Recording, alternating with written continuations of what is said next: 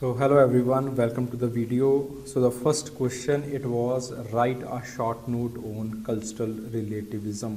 Cultural relativism के ऊपर आपको एक short note लिखना था. Okay, so obviously short note type question 10 mark का ये क्वेश्चन है. अगेन डू द ब्रेनस्टॉर्मिंग देखिए. सबसे पहले 10 मार्कर में स्ट्रक्चर को देखिए कि आपके पास कंटेंट क्या क्या है and how you can structurise it. So जो स्पेसिफिक क्वेश्चन है वो कल्चरल रिलेटिविज्म के ऊपर है.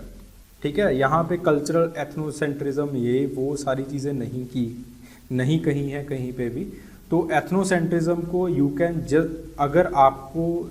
अगर आपको ज़रूरत महसूस होती है कि आपने एथनोसेंट्रिज्म लिखना है, then just give it a 1 or 2 lines, not more than that. कईयों ने आधा क्वेश्चन एथनोसेंट्रिज्म के ऊपर लिख दिया. एथनोसेंट्रिज्म की कोई यूटिलिटी नहीं है. You just have to focus on the cultural relativism part. Okay, so cultural relativism, first of all brainstorm about the structure कि आपको किस तरह से स्ट्रक्चर लिखना है. First of all you will introduce in the introduction itself, write the name of the most important proponent of the cultural relativism, Franz Boas. उनकी जो technique थी कल्चरल रिलेटिविज्म को उजागर करने के लिए, स्टडी करने के लिए, बाहर निकालने के लिए, उस टेक्निक का नाम लिखिए, उस अप्रोच का या फिर मेथोडोलॉजी का नाम लिखिए.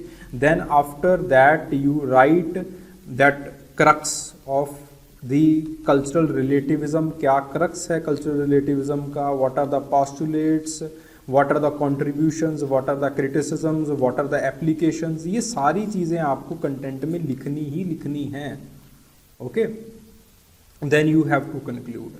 देखिए, अगर आप अपने जवाब को, ये जो 10 मार्कर क्वेश्चन होता है, if because this is a holistic answer, आपको एक होलिस्टिक आंसर लिखना होता है. तो अगर आप अपने जवाब को 6 या फिर 5 या फिर 6 पार्ट्स में डिवाइड करते हो, you are obviously going to get a very good marks. अच्छे मार्क्स आएंगे.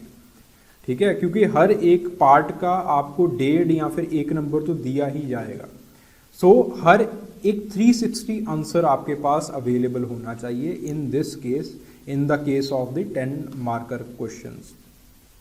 ओके, सो कल्चरल रिलेटिविज्म जो कंसेप्ट था, it was propelled by Franz Boas.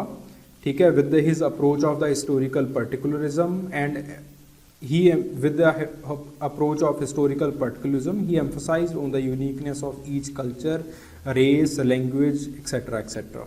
ठीक है, तो सबसे पहले इन्होंने बहुत अच्छा एक इंट्रोडक्शन कर दिया और इंट्रोडक्शन में ये लिख दिया कि इनको जो हिस्टोरिकल पर्टिकुलरिज्म है, सॉरी जो कल्चरल रिलेटिविज्म है, इसको प्रोपेल किस सोशल साइंटिस्ट ने किया और फिर उसके बाद उनकी अप्रोच क्या थी, एक्सेट्रा एक्सेट्रा. ठीक है, देन कल्चरल रिलेटिविज्म का मतलब क्या है वो लिख दिया. इस थ्योरी का जो क्रक्स है वो लिख दिया. इसका मतलब ये है कि हर एक जो आपके पास कल्चर बनी है उसका एक रैशनल है, उसका हर एक कल्चर का एक उस पर्टिकुलर कल्चर के ऑर्गेनिज्म के लिए एक रैशनल होता है, उसकी एक यूटिलिटी होती है. इसीलिए उस कल्चर को उसी नेटिव व्यू पॉइंट से स्टडी किया जाना चाहिए. ठीक है, देन उसके बाद उसके मेन पॉस्टुलेट्स हो गए. Postulate of neutrality. Postulate of neutrality का मतलब क्या है कि जो आपका एथनोग्राफर है वो किसी एक कल्चर की साइड नहीं पिक करेगा. देखिए, जब आप किसी और कल्चर में जाते हो तो आपको न्यूट्रल रहना पड़ेगा. आपको वो जो सामने आपके एक्टिविटीज़ हो रही हैं, जो चीज़ें हो रही हैं, वो आपको अपने प्रोस्पेक्टिव से भी नहीं देखना है, आपको उनका भी नहीं हो जाना है. ठीक है, आपको एक न्यूट्रलिटी मेंटेन करके रखनी है. यानी कि जो भी आप एक्टिविटीज़ देखोगे, आप उनका जो इंटरप्रिटेशन निकालोगे, आप अपने हिसाब से नहीं निकालोगे, आप उनके हिसाब से निकालोगे, उन लोगों के हिसाब से निकालोगे.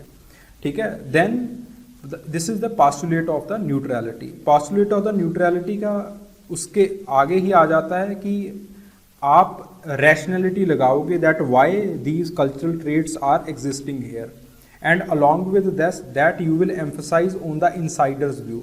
Do not write this insider view. Insider या फिर एमिक व्यू, ये जो टर्म्स हैं ये बहुत बाद में आई हैं, rather than write the natives view.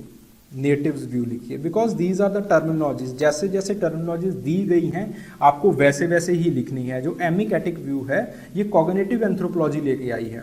तो जब कॉग्निटिव एंथ्रोपोलॉजी की बात करेंगे या फिर हम पर्टिकुलरली एमिकेटिक व्यू, इनसाइडर व्यू की बात करते हैं, तभी आपको ये सारी चीज़ें लिखनी होती हैं।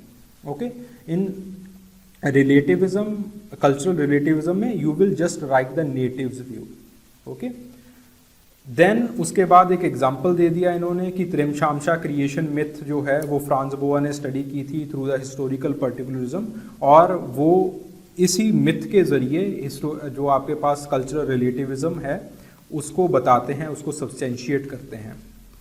उसके बाद कॉन्ट्रीब्यूशंस आ गई। कॉन्ट्रीब्यूशन जो एथनोसेंट्रिज्म का नोशन है उसको इन्होंने बस्ट किया।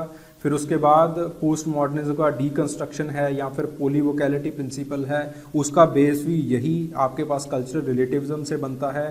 Participatory observation, ethnography, field work, traditions वो भी यहीं से बनते हैं। एंड देन लिंग्विस्टिक रिलेटिविज्म भी यहीं से बनता है। वो सारी चीज़ें आपने लिख दी। फिर उसके बाद criticism, the most important criticism has been done by Elizabeth ज़ेंटेंटर।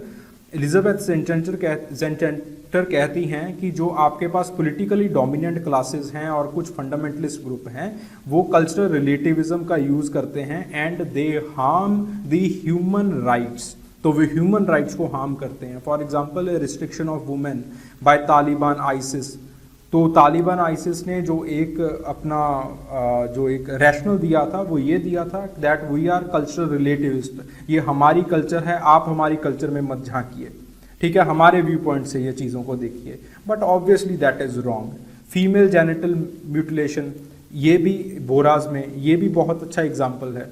Boraj time, Bohra is a very educated community, बहुत एजुकेटेड कम्युनिटी है, लेकिन still that practice which is very degrading to any human being, वो जो प्रैक्टिस है वो अभी भी वहाँ पे जारी है, वो अभी भी चल रही है। और वो कम्युनिटी कहती है cultural relativism. But here obviously cultural relativism can't be substantiated और कांट बी जस्टिफाइड। फिर उसके बाद आपके पास एक जो है वो कंक्लूजन आ गया that there should be a certain boundary between the cultural relativism as well as the cultural universalism. एक बाउंड्री होनी चाहिए एक कल्चरल रिलेटिविज्म की भी, कि आपका जो कल्चरल रिलेटिविज्म है वो कभी भी ह्यूमन राइट्स के आगे नहीं आ सकता। ओके, तो इस तरह से you can write your conclusion. तो आपका कंक्लूजन इस तरह से हो जाएगा। So this is the way that you have to write a holistic answer. एक आप होलिस्टिक आंसर लिख सकते हो इसके साथ। ओके, अगर आपको एथनोग्राफी लिखनी है along with that you want to give another example, you can give an आप सेल्वेज एथनोग्राफी का एक एग्जांपल दे सकते हो।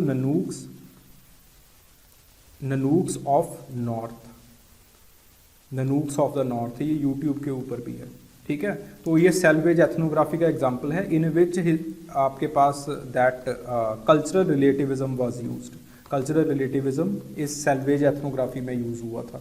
वो एक एग्जांपल आप दे सकते हो एथनोग्राफी का if you want to give. Okay, so if you have any kind of doubt, any kind of query, you can write in the comment section and obviously I will try to resolve your query.